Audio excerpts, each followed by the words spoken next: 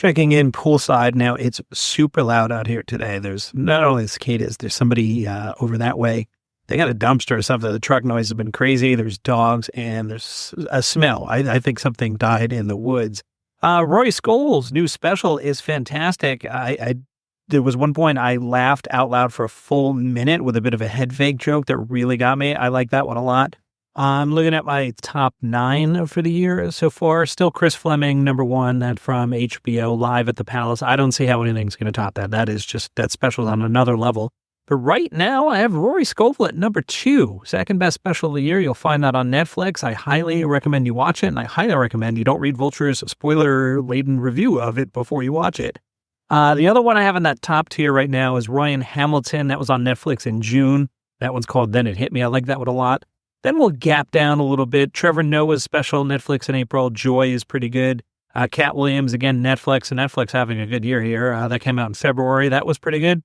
Pete Holmes on the 800-pound gorilla back from February was good. I have that at 6. Derek Stroop's Nostalgic is good. Ramy Youssef's In Love. And Jackie Kashian's Aftercation you'll find on the 800-pound gorilla. Everything else I kind of have on a lower tier. And from time to time, I'll do that on the full audio podcast.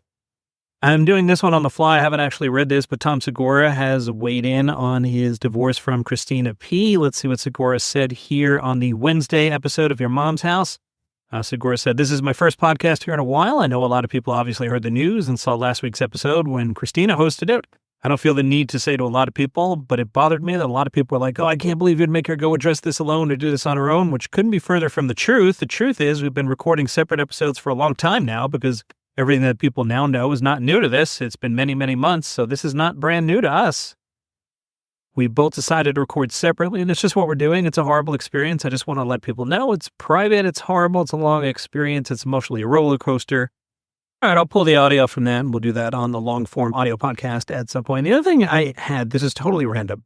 I was on Reddit, and I saw somebody talk about, this is for the old people, on the Brady Bunch. Remember when Peter Brady did pork chops and applesauce? Remember when he was doing that?